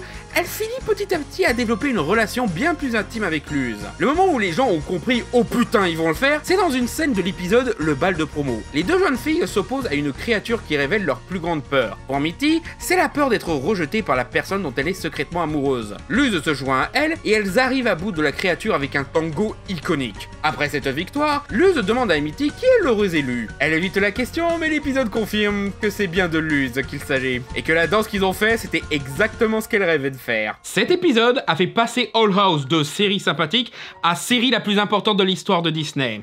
La fandom s'est solidifiée, passionnée par une romance réellement touchante, voire révolutionnaire dans le genre. Il faut savoir que même She-Ra ou Steven Universe n'ont pas pu se permettre une romance lesbienne en milieu de première saison, surtout entre deux personnages principaux. Même Alex Hirsch devait reconnaître à Disney d'avoir enfin progressé et d'avoir permis à l'industrie de faire plus que deux shérifs comiques qui avouent leur amour au dernier épisode. Et la romance a continué à se développer et se concrétiser dans la saison 2, où elles échangent carrément leur premier baiser. Et ce n'est pas le seul contenu LGBT de cette série. Willow pansexuel qui a deux papas, Hunter bisexuel, Rain non-binaire, idem pour Vi, Lilith qui est aromantique et asexuelle. D'ailleurs, étonnant que Disney ne veut pas plus de personnages asexuels ou aromantiques. Tu pourrais croire qu'il serait partant pour intégrer cette partie des LGBT vu à quel point ils paniquent dès que des personnages dessinés commencent à avoir une relation. Disney a enfin la parfaite série pour capitaliser sur le public LGBT. Tout ce qu'ils ont à faire, c'est laisser la série continuer et avoir la fin qu'elle a prévue sans foutre la merde. Oui, Disney a annulé la série après 2 saisons.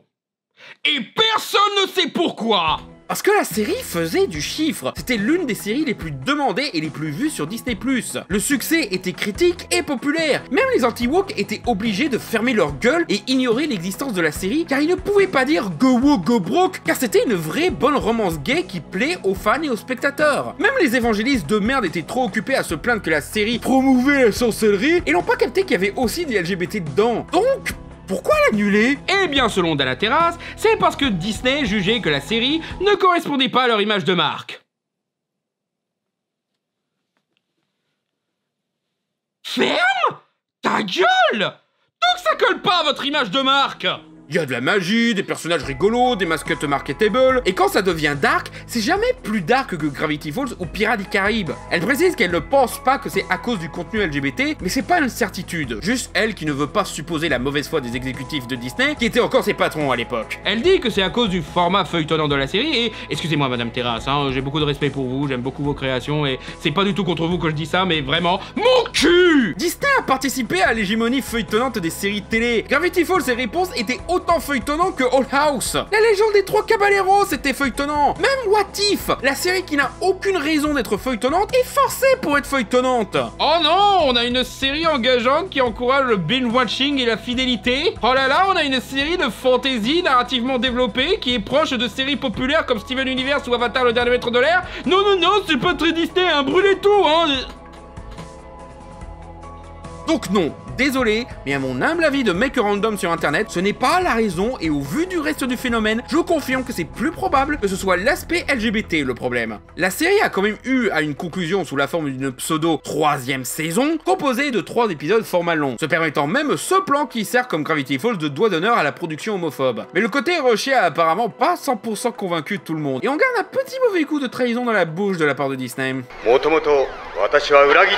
Et puis, s'ils ont accordé cette saison supplémentaire, c'est parce que justement il y avait eu beaucoup de demandes pour continuer cette histoire et cette romance. Donc, pourquoi annuler si ce n'est parce que vous êtes des lâches qui craignent la réaction des réacs? Cela dit, ne vous inquiétez pas pour Dana Terrace. Déjà, elle a quitté Disney en 2023, non sans avoir dénoncé en 2022 la lâcheté de Bob Chapek, alors PDG de Disney avant le retour de Iger, devant la loi Don't Say Gay, on en reparle. Ensuite, elle s'est permise en novembre 2024 de balancer une crotte de nez au visage de Disney en commentant sur la censure transphobe de Moon Girl, disant que la compagnie aux grandes oreilles est terrifiée de tout et devrait se pousser des putains de tripes. They're pussies!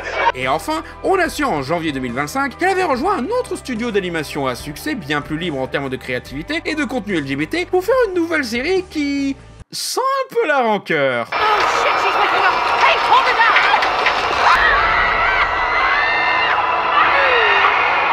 Sans déconner, hâte. Ça a intérêt à faire les mêmes chiffres que Digital Circus, hein. Les films Descendants sont à chier. Voilà, ça c'est dit. Les films Descendants ont été réalisés par Kenny Ortega, réalisateur et chorégraphe ouvertement gay, qui avait déjà réalisé les High School Musical 10 ans auparavant. À cette époque, il s'était censuré en ce qui concerne l'homosexualité du personnage de Ryan, personnage tellement flamboyant qui, même si c'était jamais dit explicitement, était clairement vu comme gay. Je veux dire, il y a une scène où lui et Chad échangent des vêtements, tu peux pas faire plus clair. Il estimait qu'à l'époque, Disney n'était pas prêt pour un personnage gay, donc il n'a pas forcé le trait, mais était convaincu que la représentation était nécessaire. La série High School Musical, la comédie musicale, la série, l'a d'ailleurs officialisé et mis plus de personnages LGBT. Mais Disney n'a pas remarqué ça car quasiment tout le monde s'en fout d'High School Musical, la comédie musicale, la série. Ce titre, putain. Mais quand il a réalisé Descendants 2, on était en 2017. Et à cette époque, Disney essayait vraiment de capitaliser sur le public LGBT. Donc Kenny Ortega s'est permis de mettre un moment où le fils du Capitaine Crochet embrasse le fils de Gaston. Chose prouvée avec cette photo diffusée sur Instagram par les deux interprètes. Et qui, au vu de leur description, ils étaient très fiers d'apporter de la représentation dans un téléfilm Disney Channel. Sauf que si vous avez vu ce film, vous savez que ce baiser n'est pas du tout visible à l'écran. Du coup, les fans ont vite conclu que Disney avait censuré cette scène. Ce que Disney a vite démenti. Mais, du coup, comment t'expliques cette photo? Non, si, cette photo-là de... Bande de sac à merde. Fort heureusement, la preuve a été sauvegardée. Parce que rien ne disparaît vraiment d'internet. Et même dans la version roman du film, on confirme qu'il y a eu une scène de baiser. Ouais, tu ne peux pas voir les gays, mais tu peux les lire. Mais dans Descendants 3, Disney a apparemment insisté pour donner au fils du Capitaine Crochet une no-homo et le montre essayant d'embrasser la fille d'Ursula. Parce que bizarrement c'était prioritaire de confirmer que ce personnage n'est absolument pas gay. Quoi ça? Je vois le mal partout? Oh non! Je ne fais que remarquer un pattern, c'est tout. Parce que ce n'est pas la première fois que Disney censure un baiser gay que des artistes voulaient vraiment mettre en scène.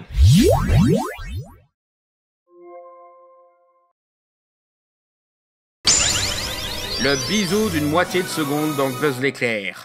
Question. Est-ce que je suis vraiment le seul à bien aimer le film Buzz l'éclair? C'est pas pour le défendre, hein, je comprends pourquoi les gens l'aiment pas, surtout par rapport au twist sur Zorg, mais je suis vraiment le seul à avoir aimé le film. Le spin-off de Toy Story sur l'histoire dans l'histoire du Ranger de l'espace a été perçu par le public général comme étant une idée très bizarre. Attends, tu veux traiter Buzz l'éclair, le faux héros de l'espace rigolo joué par Tim Allen, comme un vrai film de science-fiction? Genre Interstellar mélangé à Star Trek Into Darkness?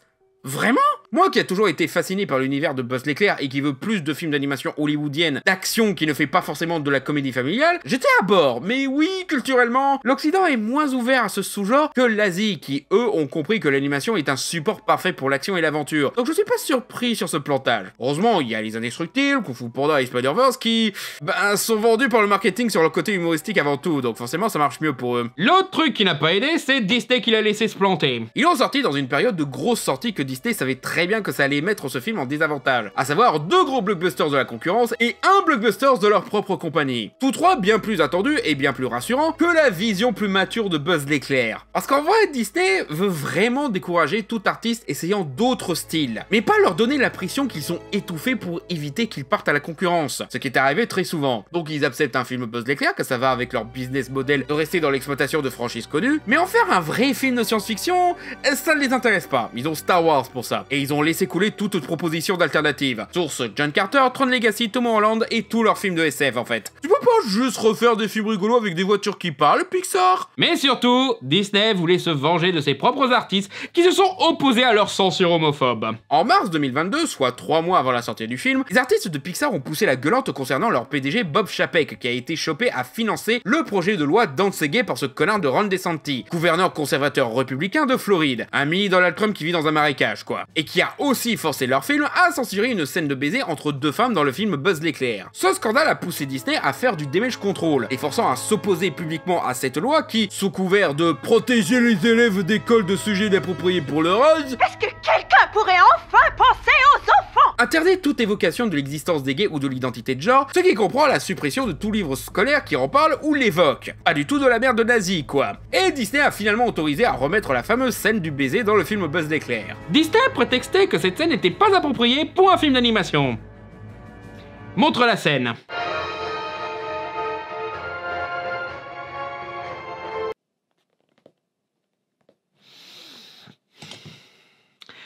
Cher Disney, si tu trouves que cette scène de baiser est inappropriée pour ton public, mais que les scènes de baiser dans d'autres de tes films comme Blanche-Neige, Cendrillon, La Belle au Bois dormant, La Belle et le Clochard, Taram et le Chaudron Magique, La Petite Sirène, La Belle et la Bête, Aladdin, Pocahontas, Le Bossu de Notre-Dame, Dingo et Max, Hercule, Tarzan, La Princesse et la Grenouille, Il était une fois Les Indestructibles, Ratatouille, Réponse, La Reine des Neiges, ça par contre, ça passe? Alors t'es une sombre merde homophobe. Sans déconner, c'est le bisou d'arrière-plan le plus court et le plus chasse que j'ai jamais vu. Le bisou entre une femme de 31 ans et un garçon de 11 ans dans L'Apprenti millionnaire était plus mis en avant. Oui, t'as un film sur Disney Plus où t'as ça. Et c'est censé être une romance mignonne dans un film pour toute la famille. Ça, par contre, on ne coupe pas au montage, hein. Les deux madames qui ont dans la cinquantaine et qui se font un petit bisou, ça c'est intolérable, hein. Disney, on préfère le grooming au lesbianisme. Et oui, j'ai vérifié, ce bisou pédo est toujours sur Disney Plus. Et il avait fait scandale il y a 4 ans, même le Nostalgia Critique s'en était plaint en 2009. Pour en revenir à Buzz l'éclair, Disney blâme cette scène de baiser pour l'échec commercial du film. Prends-moi pour un con! Le film s'est planté car peu de gens savaient que le film existait, car il y a eu zéro marketing. Et ceux qui savaient que ça existait ne comprenaient pas le concept du film. Et je parle pas du bouche à oreille de gens déçus par le twist autour de Zurg. Le baiser n'était un problème que pour une minorité bruyante d'Anti-Woke qui voulait donner une impression de gagner une guerre culturelle absurde et qui juge un film de 2 heures sur une microseconde. Les gens normaux, par contre, ils s'en foutaient du baiser, voire n'étaient même pas au courant que cette scène existait. Fort probable qu'ils ont même pas capté qu'il y avait des lesbiennes vu que le baiser apparaît une moitié de seconde encore une fois. Mais le film a été banni au Moyen-Orient! Depuis quand vous avez quelque chose à foutre des chiffres internationaux? Surtout du Moyen-Orient? Je veux dire, on le sait depuis le temps que le seul public qui compte pour vous, c'est le public américain et le public chinois que vous avez essayé de séduire et que vous n'avez pas réussi parce que vous êtes trop mid. Depuis, ils ont forcé la censure de contenu LGBT, chose confirmée par beaucoup de sources internes chez Pixar, qui parlent de Disney censurant toute trace d'affection entre des personnages du même genre, comme dans Alerte Rouge ou encore Vice Versa, où ils auraient apparemment demandé de rendre Riley moins gay. Eh bien... mission ratée? Putain, dans Dream Production, il la montre habillée comme Amity, ils savent ce qu'ils font, les petits malins. Et bien sûr, on a le cas qui est tombé récemment, Delio, réalisé par un réalisateur ouvertement gay, qui voulait que le personnage principal soit queer. Mais Pixar a poussé à refaire tout le film pour supprimer cette partie du film, ce qui a fait fuir pas mal d'artistes qui possaient pour eux, pour ainsi rendre le personnage principal plus masculin. C'est un gosse, de quoi vous parlez? Et genre quoi, tu peux pas être masculin et queer? Bon enfin, c'était une décision en interne de Pixar, mais disons-le, c'était clairement parce qu'ils se doutaient que Disney allait les faire chier avec ça. Et ouais, après tout ça, je confirme encore plus que leur autre film, Luca, était clairement censé être une romance gay que Disney essaye de planquer, et qu'ils espéraient qu'Élémentaire, le premier film Disney avec un personnage non-binaire quelque part je sais pas, se plante aussi, mais que celui-là a été sauvé par le bouche à oreille très positif. Parce que oui, Disney est une compagnie tellement plein aux as qu'ils se permettent d'avoir des films qui flopent au box-office. Comme ça, ils peuvent dire « Oh, regardez, on a essayé de faire plaisir à ces gens-là, mais clairement, ils ne veulent pas de notre film. » Du coup, faut faire des films comme on vous dit de faire des films. C'est pratiquement ce que disent les patrons de Disney Pixar comme... ça me fait chier de le dire... Pete Docter et d'autres cadres exécutifs, que les artistes de Pixar devraient arrêter de raconter des histoires personnelles et autobiographiques et se concentrer sur des valeurs sûres qui parlent à tout le monde. Suite et spin-off compris. Mec, Buzz l'éclair était un spin-off d'une de vos franchises populaires. Et Vice Versa 2, votre plus gros succès de ces dernières années, est littéralement inspiré de l'histoire de ta fille, Docteur. Je vous rappelle que les mecs à qui tu rendais compte ont sacrifié ton soul sur Disney Plus durant la pandémie. Et on a très bien compris ce que vous voulez dire par histoire autobiographique. Ce genre d'histoires personnelles sont même ce qui fait le charme et l'intérêt de films Pixar comme Toy Story, Le Monde de Nemo ou Coco. Là, ce que tu fais, c'est baratiner pour cacher ce qui gêne tes maîtres, à savoir les films qui se concentrent sur d'autres ethnies, identités de genre ou de préférences romantiques. Le flop de Buzz l'éclair, c'est la faute à Disney et à celle des exécutifs qui ont préféré conserver un public de réac. Public de réac qui demande à ce qu'on détruise Disney en plus. Donc non, ce n'est pas le baiser lesbien qui a fait planter le film. Et ce n'est pas non plus la cause de cet autre plantage programmé par Disney. L'échec programmé d'Avalonia. Avalonia, le film Disney dont vous vous êtes dit « Oh oui, ce truc que personne n'a vu », qui n'est pas sorti en salle française car la compagnie aux grandes oreilles voulait faire chier la chronologie des médias sans pour autant sacrifier Wakanda Forever, a brièvement fait parler de lui pour être le premier film LGBT de Disney. Le 8e premier, on connaît la chanson. Et ce, juste pour que des losers puissent l'utiliser comme exemple de Go Woke Go Broke, qui n'est pas du tout un narratif de merde qui sert qu'à pousser de l'autocensure LGBT. J'ai vu le film pour les besoins de cette vidéo et... Film LGBT, mon cul! Le film se concentre bien plus sur la relation familiale et conflictuelle entre un grand-père, un père et un fils. Le fils étant l'homosexuel en question, mais devinez quoi? Non seulement il n'est pas le protagoniste, ça revient à son papa joué par Jake Gyllenhaal, qui est bien sûr hétéro, et on a pas mal de scènes de bisous hétéro. Bizarrement, on n'a pas cherché à censurer ces baisers 1000 fois plus nombreux et explicites que le baiser lesbien de Buzz l'éclair. Là où le fiston et son copain ont juste une moitié de câlin. Copain qui n'est même pas un personnage d'ailleurs, il a que 2 scènes, dont une où il parle, et sa personnalité s'arrête à mec cool avec des cheveux. Et le reste du film, on l'évoque 2-3 fois. C'était pareil pour la copine de Buzz. Comment elle s'appelle celle-là déjà? Kiko? Ah, sa page sur le wiki de Pixar est tellement blanche, j'ai l'impression d'y voir le fantôme de mon grand-père. Pour en revenir à Avalonia, je suppose que cette moitié de câlin c'est déjà trop pour les homophobes, surtout que les autres scènes montrent des parents encourageant leurs gosses dans cette relation gay, ce qui est incompréhensible pour des connards prêts à rendre leurs gosses SDF s'ils s'avèrent pas assez hétéros selon leurs normes de merde, mais en vrai, c'est rien du tout. Le film, encore une fois, en parle à peine, se focalisant sur une thématique écologiste dans un univers de SF aventure. Et non, ce n'est pas la thématique écologiste dans une histoire de SF aventure qui fait que ce film est woke et donc à broquer. Et je peux le confirmer parce que ce film est sorti sandwiché entre Black Panther Wakanda Forever et Avatar la voix de l'eau. 2 films de SF aux thématiques quasi similaires. Et qui eux, par contre, ont été d'énormes succès au box-office. Oui, c'est pour ça que le film s'est planté. La concurrence était trop titanesque. Enfin...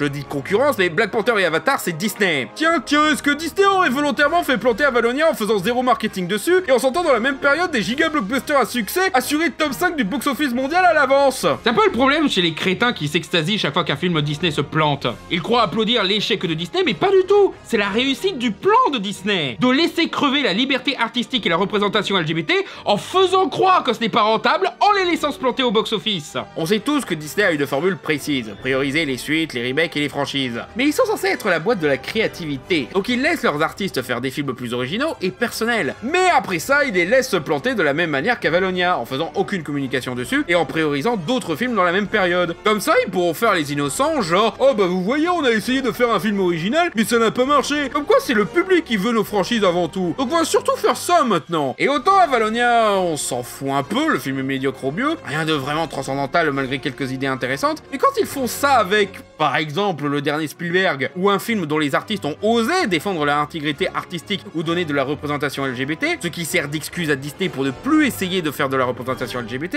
ça devient plus grave. Surtout quand le film qu'ils laissent planter est un film qu'ils n'ont pas produit eux-mêmes. Le sabotage des Nouveaux Mutants. Les Nouveaux Mutants devaient être le nouveau chapitre de la franchise X-Men de la 20th Century Fox, qui avait pour particularité d'être le premier film de super-héros et d'horreur. Notion assez novatrice, à défaut d'être originale, parce que c'est la première fois qu'on mélange horreur et super-héros. Mais bon, je chipote, ça reste néanmoins un risque pour les standards de producteurs pensant qu'à la thune. Ça démontre un effort assez étonnant de la part de la Fox des dernières années et mérite d'être salué.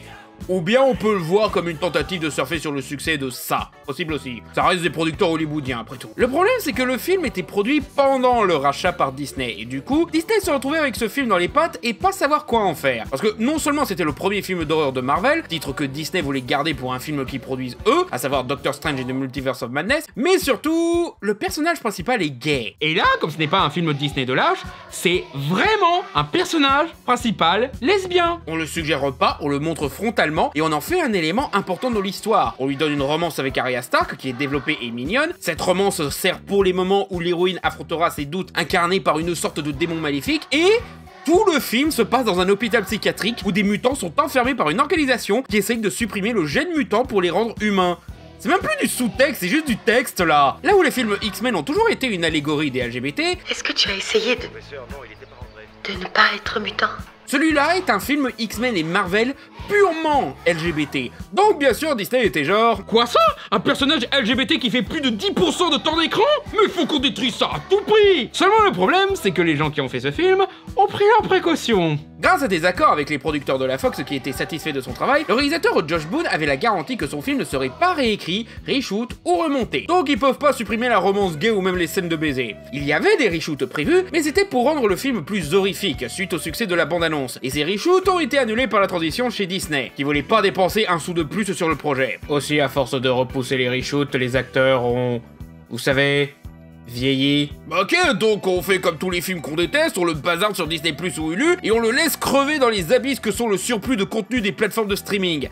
Sauf que non, les acteurs ont signé des contrats garantissant une sortie en salle. Oh bah merde, ça veut dire que les gens normaux vont voir que les gays existent dans les films Marvel. Donc ils repoussent à plusieurs reprises, justifiant une organisation de calendrier, pas du tout une tentative de faire oublier le film pour qu'il se plante, et bien sûr, oh bah merde, Covid, on va devoir repousser à nouveau. Le film s'est planté au box-office et le public l'a oublié, ce qui fait que ça reste une victoire pour Disney. Et c'est dommage car même s'il est loin d'être aussi bien que les autres films X-Men, il reste mieux que X-Men 3 ou X-Men Origin Wolverine, il se défend très bien. Les personnages sont sympas, Maisie Williams et Anya Taylor-Joy en particulier, je soupçonne même qu'on devrait créditer cette dernière pour avoir rendu Magic plus populaire avant que Marvel Rivals n'existe, et même si le côté horrifique est clairement soft, le côté LGBT est très bien mené. Mais hey, Marvel proposera mieux dans le MCU avec des personnages comme Phastos, qui a une scène romantique avec un mec qu'on connaît à peine, Valkyrie, qui évoque à peine être gay ou bisexuel, America Chavez, qui évoque à peine avoir deux mamans, Korg, qui évoque à peine être amoureux d'un autre mec de Pierre Moustachu, figurante numéro 45 de Wakanda Forever, qui fait un bisou sur le crâne chauve d'une autre figurante, et bien sûr, Loki, qui dit être bi et genderfluid, pour avoir une romance hétéro avec une version de lui-même femme. Beaucoup mieux! En parlant de films que Disney n'a pas fait, qui est full gay, et que Disney a essayé de tuer... Je sais que vous l'attendiez, celle-là.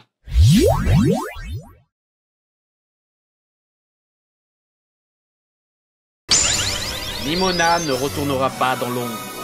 Ouais, évidemment que j'allais parler de Nimona, pour qui vous me prenez? Un autre truc que Disney a accidentellement acheté quand il a chopé Avatar et les X-Men était le studio d'animation de la Fox, Blue Sky. Un studio surtout connu pour sa trop longue série de films L'Âge de Glace, mais qui a tout de même un talent caché qui avait montré le bout de son nez avec le très novateur Snoopy et les Peanuts, qui était un des plus gros films d'animation hollywoodien à expérimenter un style graphique hybride, de 3 ans avant que Spider-Verse ne popularise le procédé. Et quand Disney l'a acheté, ils avaient toujours des projets en cours. L'un d'entre eux était Les Incognitos, le film où Will Smith est un espion changé en pigeon, croyez-le ou non, c'est moins pourri que ça en a l'air, et surtout, Nimona, réalisé par Nick Bruno et Troy Kwan, des vétérans de Disney, et basé sur la BD de Andy Stevenson, auteur non-binaire trans ayant bossé sur l'excellent reboot de She-Ra chez Netflix, et qui ici raconte l'histoire d'un monde de science-fiction et de fantasy original et inventif, avec des personnages LGBT. Pendant ce temps, dans la tête de Disney...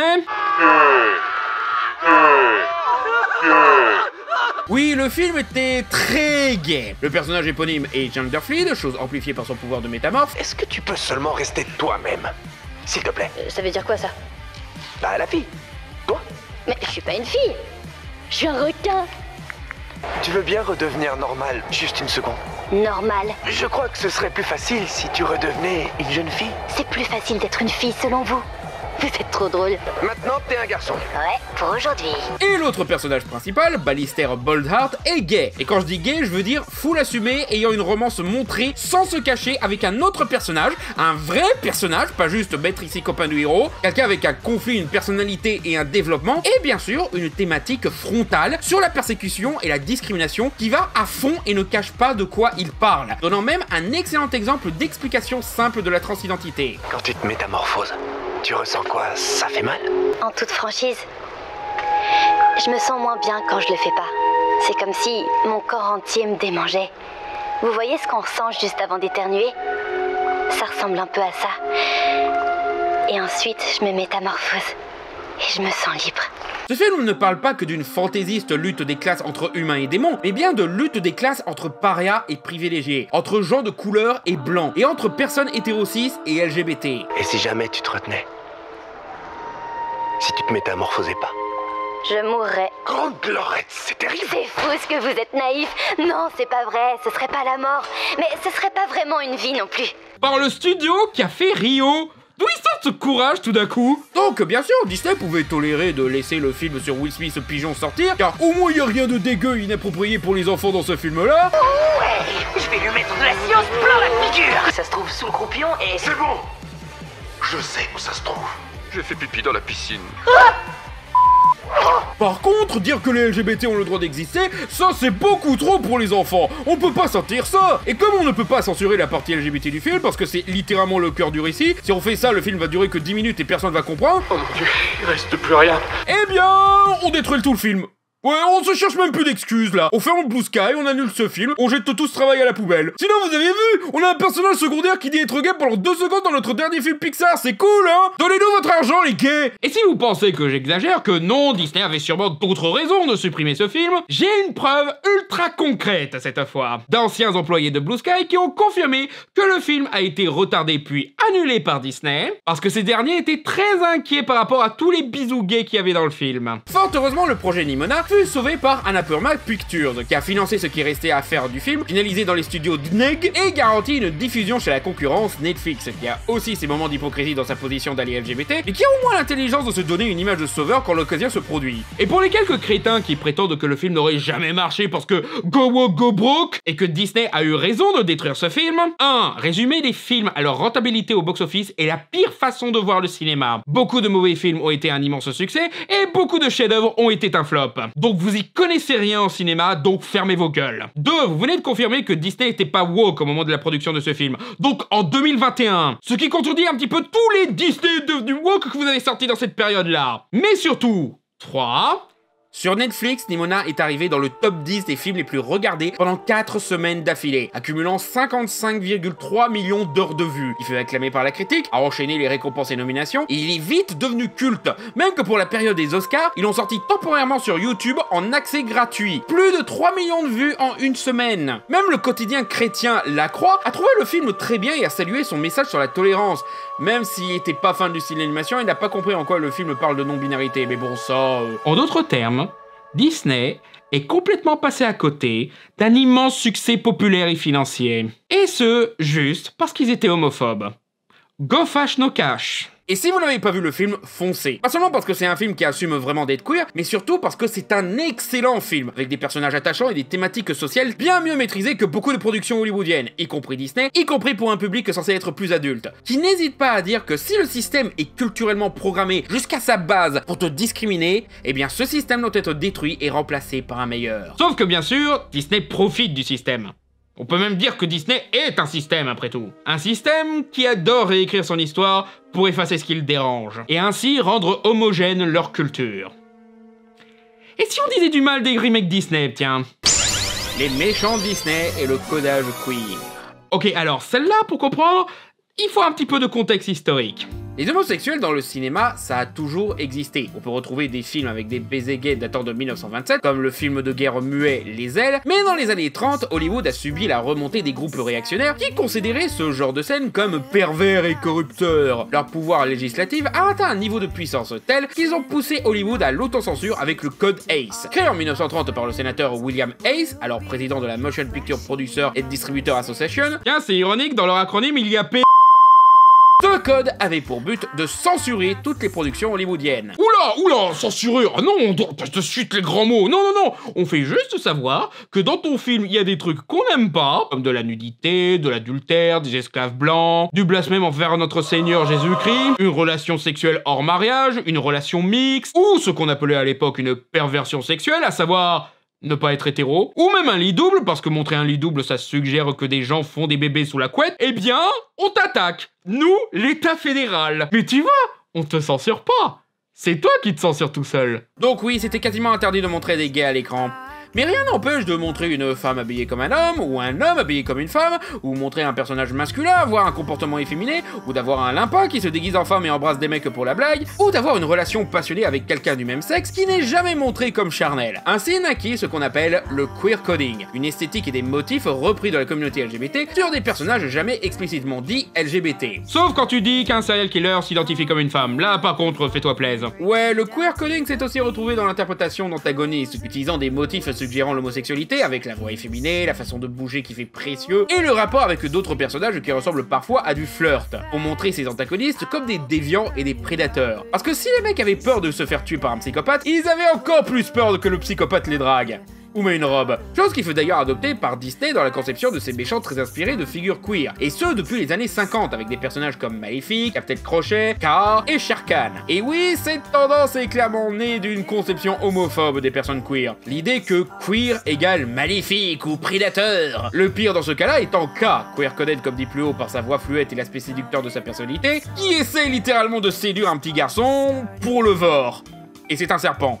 L'un des plus classiques symboles phalliques. Oui, les cons qui confondent LGBT et pédophiles, ça date de loin. Ce n'est pas aidé par le fait que le code ACE, il existe plus depuis longtemps. Il était déjà en déclin dans les années 50 et a fini par complètement mourir en 68. Il a été remplacé par le système de Jack Valenti de classement d'âge. S'il est classé PG, c'est qu'il doit y avoir une scène qui ne convient pas aux spectateurs jeunes et sensibles, auquel cas Buffy devra rester à la maison, en compagnie de grand-mère, qui ne voulait pas aller au cinéma de toute façon. Ce qui a permis à l'époque un essor dans le cinéma horrifique et pornographique. Et là aussi, il y a eu des vagues de réactions de connards fascistes qui voulaient détruire Hollywood. Mais les effets du code ACE sur le long terme sont restés. Disney pouvait techniquement mettre en scène des personnages LGBT après ça. Bon, vu comment Romain Desbois mettait en scène le prince Jean et Triste Cire, peut-être qu'ils ont tenté. Mais pour éviter le scandale, ils ont gardé l'habitude du queer coding plutôt que de littéral queer. Apparemment, Hollywood était plus pressé de profiter de la mort du code ACE pour mettre en scène des scènes de viol hétéro et des histoires pédophiles que des relations consentantes entre adultes gays. Les trans, si. Eux, par contre, on pouvait les montrer.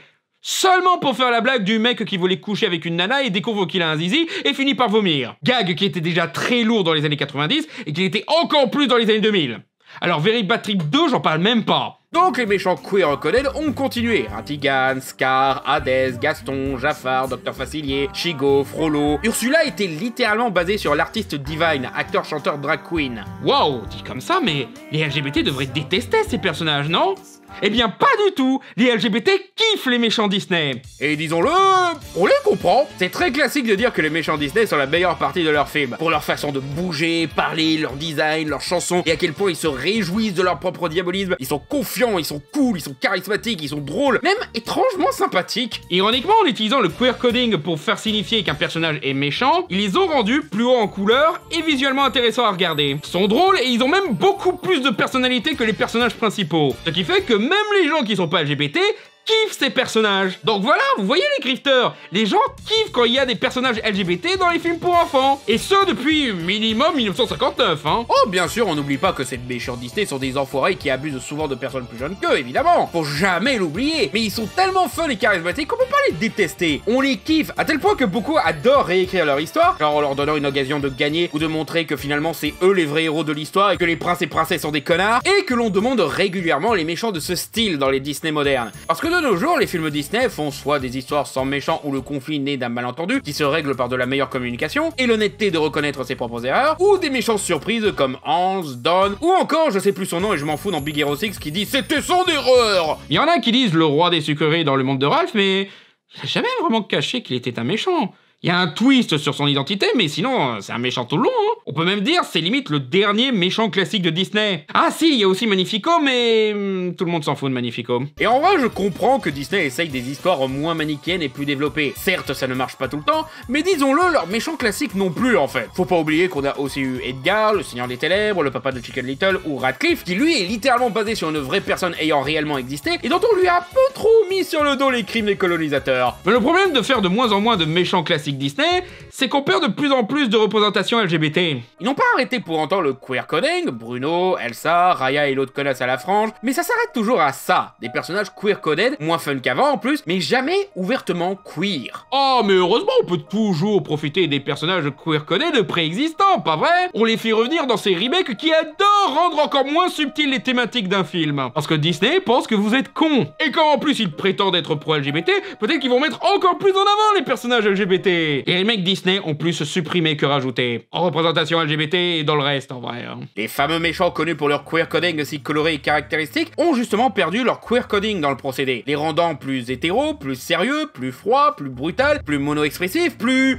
chiant à mourir. Sérieux, Shere Khan est nul à chier, Scar est nul à chier, Ursula fait des efforts mais ça tombe à plat, Jafar est le plus catastrophique de tous, car non seulement il est moins queer codé, mais l'acteur joue incroyablement mal, dégage aucun charisme et ne fait jamais peur, même quand il est un puissant sorcier ou un génie à la puissance infinie. Et le pire c'est que je suis sûr que les mecs de Disney sont persuadés d'aider en faisant ça. Oh mais on ne peut pas continuer ces clichés homophobes et donner une mauvaise image aux personnes LGBT, sauf que s'ils zicotaient réellement les LGBT et pas un cadre supérieur débile qui sort jamais de ses stades de Wall Street, qui prétend avoir fait une étude sur le sujet, ils auraient compris que même les LGBT veulent garder ces méchants queer, car ça reste des représentations populaires et appréciées. Et ça se confirme par le fait que les seuls méchants qui gardent leur code queer sont Maléfique et Cruella, et ce dans des spin-offs où on en fait des figures de rébellion héroïques, bien qu'avec leurs défauts, donc plus des méchants. Mais pareil, pourquoi encore du queer coding ? Tant que vous y êtes allé jusqu'au bout. Maléfique est un peu réécrite comme la Reine des Neiges pour que sa relation avec une autre femme, ici une fille adoptive, soit le véritable amour qui sauve la princesse. Sympa, mais allez plus loin en lui donnant une vraie relation lesbienne avec... Pas avec Aurore, bien sûr, mais une des trois fées au moins, je sais pas moi. Pareil pour Cruella, ce film est tellement queer dans son esthétique et cette dynamique de personnage, faites-en officiellement une lesbienne. Expliquez qu'elle est secrètement amoureuse d'Anita et c'est pour ça qu'elle déteste Roger. C'est moins con que je déteste les Dalmatiens parce que 3 d'entre eux ont tué ma mère. Oh, mais on a rajouté de nouveaux personnages gays comme... littéralement personne à part le fou. Le fou qui était déjà pas mal suggéré comme gay vu comment il est clairement un simp de Gaston dans le film original, mais là c'est encore plus explicite en montrant que le fou est réellement secrètement amoureux de Gaston et doit apprendre à retenir ses sentiments gays envers ce psychopathe littéralement trop hétéro. Oups, ton seul personnage gay existe que pour dire qu'il doit arrêter d'être gay. On suggère à la dernière minute qu'il se met avec un autre villageois random sans nom ou dialogue, qui avant ça avait un gag tendance transphobe, et ça se voit que durant 2 secondes dans une scène de danse où il valsait avec des femmes avant ça. Donc même le personnage le plus ouvertement gay et revendiqué gay de ces remakes, il est juste assez gay pour qu'on puisse l'ignorer, sans confirmer son orientation. Tu sais, comme Lucas. En plus c'est con, Gaston dans ce film il est joué par Luke Evans qui est vraiment gay. Et si tu voulais expliciter une romance gay, ben Big Ben et Lumière.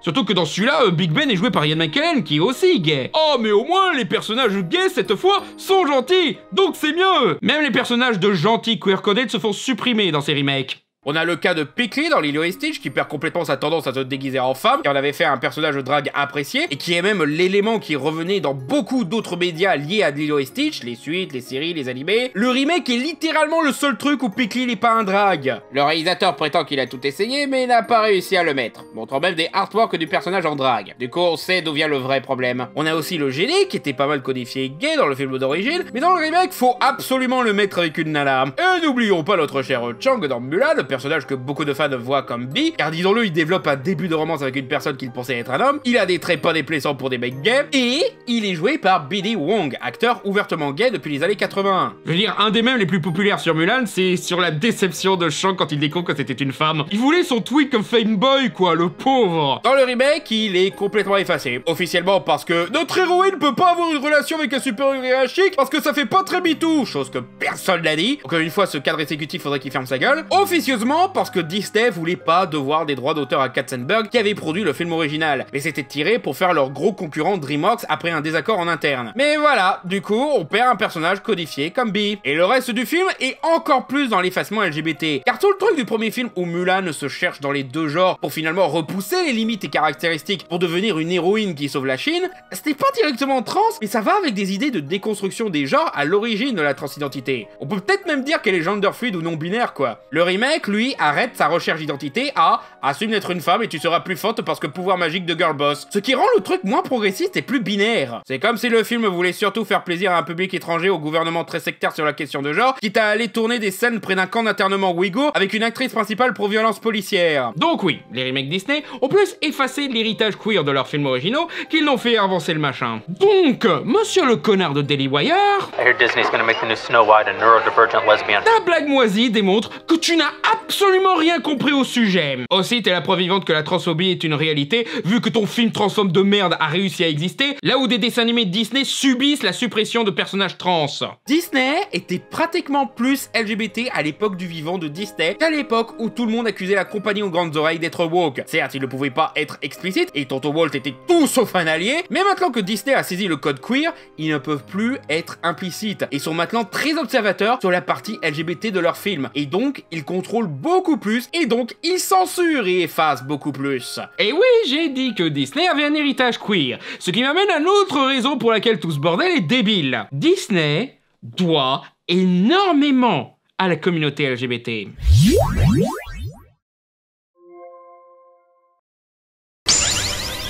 Ce que Disney doit aux LGBT. Donc je viens d'expliquer en quoi les personnages Disney, surtout leurs méchants, tiraient la plupart de leurs caractéristiques à des personnalités queer. Mais ce que je n'ai pas dit, c'est que certains d'entre eux étaient dessinés par des personnes queer. On a par exemple Andrea Deja, animateur vétéran de chez Disney qui a bossé pour eux de 1985 à 2011, qui est ouvertement gay. Et parmi les personnages qu'il a animés, parce que chez Disney on confie des personnages plus que des scènes aux animateurs, nous avons Roger Rabbit, Lilo et Hercule, mais nous avons aussi Gaston, Jafar, Scar, Narissa, et le pire de tous, Julius dans le corps de Mickey. Oui, ces méchants queer coded ont été littéralement codés par des queers. Comme quoi? Et ce n'est pas le seul. Comme expliqué plus tôt, le réalisateur de leur licence Disney Chaleur Populaire, c'est Kenny Ortega, qui est gay. Byron Howard, le réalisateur de Réponse, Zootopie et Encanto, est aussi gay. Oui, vous devez vos 3 gros succès à une personne LGBT. Et même dans ses films à lui, on a à peine un petit peu de suggestions et des personnages figurants qui disent être gays, hein. Coco aussi est un méga succès, et à qui vous le devez? À la productrice Darla K. Anderson, qui est lesbienne, le réalisateur Lee Unkrich, qui est bisexuel, et le scénariste Adrian Molina, qui est gay. Oh, et votre remake pourri de Lilo et Stitch qui vous rapporte des gros sous, il aurait jamais existé sans le réalisateur du film original, Dean DeBlois, qui est gay. Et n'oubliez pas tout le pognon que vous avez gagné avec Whole House, vous le devez à Dallas Terrace, qui est bisexuel, je rappelle. Et parmi leurs acteurs, on a Hans, qui est joué par Jonathan Groff, acteur ouvertement gay, Timon, qui est joué par Nathan Lane, qui est gay, et dans le remake par Billy Eichner, aussi gay, Brian Bedford, qui jouait Robin des Bois, est gay, David Hodgenstier, qui a joué Big Ben, Radcliffe, Wiggins, l'archidiacre et Jumba, était gay, Raven Simonet, la star de Disney Channel, est lesbienne, Demi Lovato, l'héroïne de Camp Rock, est pansexuelle, Miley Cyrus, l'interprète d'Anna Montana, est pansexuelle genderfluide, P.D. Wong, que j'ai évoqué tout à l'heure, est gay, Oli Cravallo, Moana elle-même, bisexuelle, Stéphanie Béatrice, la voix de Mirabelle dans Encanto, bisexuelle, Vincent Price, qui avait joué Ratigan, était bisexuel, Ellen DeGeneres, l'interprète de Dory, est lesbienne, et niveau chanson, élément primordial du succès de leur classique, surtout durant la Renaissance, vous les devez à Elton John, icône gay ultra connu qui a fait pour vous les chansons du Roi Lion, Utada Hikaru, qui a fait toutes les chansons cultes de la série Kingdom Hearts qui est non-binaire, et surtout Howard Ashman, grand compositeur de Broadway qui, en duo avec son pote Alan Menken, avait fait les chansons de La Petite Sirène, de La Belle et la Bête et d'Aladin, quelques des chansons les plus connues et universellement aimées du studio. Et bah, non seulement il était gay, mais il est mort en 91 dû à des complications de santé liées au sida. Certains, notamment ses anciens collaborateurs, théorisent même que la chanson Tuons la bête était une allégorie à la chasse aux sorcières dont lui et d'autres personnes gays ont été victimes durant la crise du sida durant les années Reagan. Mais attendez, je n'ai pas fini! La Reine des Neiges et la Petite Sirène, 2 des films les plus importants de la filmographie de Disney. Eh bien, on les doit à Hans Christian Andersen, qui était gay asexuel. La Reine des Neiges, qui fut bien sûr remarquée pour son histoire très alignée à l'expérience LGBT, notamment dans sa chanson culte vue comme une hymne du coming out, mais la Petite Sirène aussi fut étudiée comme étant une histoire ultra LGBT. Et je parle pas seulement du film, je parle du conte original, sur cette personne secrètement amoureuse d'une autre qui partage les mêmes émotions, mais qui bloque la relation à leurs caractéristiques physiques. La sirène devenant une métaphore de l'homosexuel amoureux d'un hétéro, et sa transformation devenant une métaphore trans. C'est littéralement le même préfixe. Je veux dire, pourquoi croyez-vous que la fondation britannique aux aides aux enfants trans s'appelle Mermaids? Ce qui fait que quand Disney réécrit l'histoire pour donner une fin heureuse et une réconciliation avec son père, ils ont créé une histoire plus encourageante pour les LGBT sans s'en rendre compte. Quoique, peut-être que les personnes LGBT ayant bossé sur ce film savaient ce qu'ils faisaient. Parce que, oui, Disney nous a arnaqués sur la représentation LGBT, mais Disney n'est pas une personne. C'est une corporation. Et parmi les exécutifs sans âme qui pensent qu'à la thune et qui arnaquent les LGBT, il y a aussi des artistes, certains concernés, qui sont sincères dans leur démarche. C'est l'autre raison pour laquelle je tenais à faire cette vidéo, pour qu'on n'oublie pas les personnes qui essayent réellement, malgré les obstacles qu'imposent les décideurs. Mais ceux à qui Disney doit tout sont le public. Une génération d'enfants queer s'identifie à vos personnages et vos histoires. Et c'est le public à qui vous devez votre succès. Pas aux réacs qui essayent de détruire Hollywood depuis ses débuts, mais les enfants qui ont besoin de messages encourageants qui les guideront dans ce monde si complexe et dur. Et voilà ma récompense! Beaucoup essayent de forcer l'idée que mettre des LGBT dans la fiction c'est une erreur parce que go woke, go broke. Sauf que c'est archi faux. Les films Disney ne se plantent pas parce qu'ils ont mis un personnage gay. Je vais même dire c'est leur lâcheté et leur refus d'aller jusqu'au bout qui leur a fait perdre une partie du public, surtout LGBT. Parce que de l'autre côté, les programmes qui sont allés au bout du truc marchent. Steven Universe, Nimona, She-Ra. Beaucoup s'amusent à rabaisser Disney sur le fait que tous leurs films d'animation se font ratatiner par le blockbuster animé épique Nezha 2. Sauf qu'ils croient que c'est parce que le film est l'opposé de woke car c'est un film chinois. Sauf que non! C'est l'histoire d'un gamin qui essaye de s'intégrer dans une société idéalisée qui nécessite de garder secrète sa relation avec un autre garçon, et quand il découvre que cette société est répressive, commet des génocides et n'acceptera jamais les gens comme lui qui sont vus comme des merdes sacrifiables et exploitables, et ben il combat de toutes ses forces et crie sa colère contre cette société et ceux qui la dirigent.